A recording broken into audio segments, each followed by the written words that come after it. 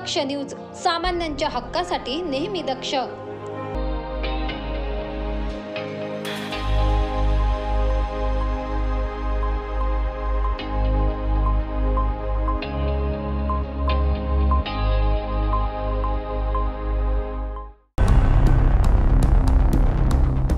सातपूरमधील श्रीराम चौकात एक धक्कादायक घटना घडली, जिथे एका फळ विक्रेत्याची हातगाडी पेट्रोल टाकून पेटवण्यात आले।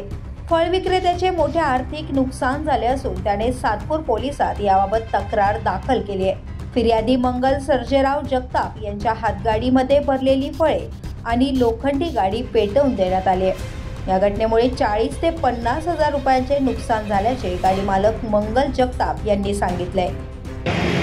आम्हाला म्हणजे आम्ही काल संध्याकाळी 9:30ला दुकान बंद केलं, घरी गेले मी आणि सकाळीच आम्हाला फोन येतो का तुमचं दुकान जळालं म्हणून। माझा मुलगा एवढा पण म्हणतो काय काय जळालं, तर म्हणून सगळं जळालेलं आहे म्हणून। आमची म्हणजे पूर्ण नुकसान झाली। माझा गाडा होता 10,000चा, फळं माझे कमीत कमीत आमचं 40 ते 50 हजाराची नुकसान झालेली। त्यात सगळ्या वस्तू होत्या, काटा होता, सगळं होतं। आम्हाला तेवढी भरपाई भेटली पाहिजे। आणि तुम्ही कॅमेरे कुठं कुठं आहे ते सगळे चेक करून घ्या बा, कोणी केलं काय केलं बा। पेट्रोल टाकून फळांचं आहे। अच्छा, फळाचं गाडी त्यांनी जाळली का? फळाची गाडी जाळली। नाशिक पोलीस आयुक्तांना काय आव्हान करणार तुम्ही? त्यांना कंप्लेंट म्हणजे नाही भेटला पाहिजे ना। आम्ही कारवाई केलेली आहे। त्यांनीच माझी सकाळी जेवण दुकान झालेलं आहे। दुसरी घटना विक्टर पॉइंट येथील झोन नंबर 3 मध्ये घडली।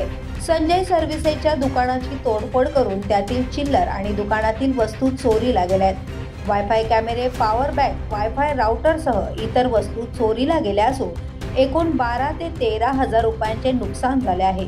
तसेच एका भंगार व्यावसायिकाचे 1500 रुपये किमतीचे तांबे चोरी गेले आहेत। या तिन्ही गोष्टींबाबत या परिसरातील नागरिक ऋषिराज खराटे यांनी प्रशासनाने यावर त्वरित कार्यवाही करण्याची मागणी केली आहे।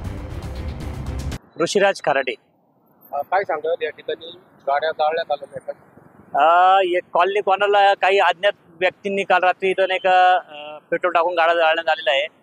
तसंच या सातपूर परिसरात अनेक पोरं गांजा व चरस या नशेच्या अभावी असे कृत्य करत आहे। पुढं गाड्या जात आहे, पुढं गाड्या जाळल्या जात आहे, पुढं गाड्या तोडफोड होत आहे। याच्यावर डिपार्टमेंटचा वचक झाला पाहिजे। किती वाजता घडलं? काय रात्री घडलेलं आहे, आता यांना सकाळीच कळालंय। या संदर्भात तक्रार दिली, गाड्यावाल्यांनी दिली, तक्रार दिली पोलीस स्टेशनला। या घटनांमुळे सातपूरमधील नागरिकांमध्ये भीतीचे वातावरण आहे आणि याबाबत पोलीस तपासही सुरू आहे। परमेश्वर आंधळे, दक्ष न्यूज, नाशिक।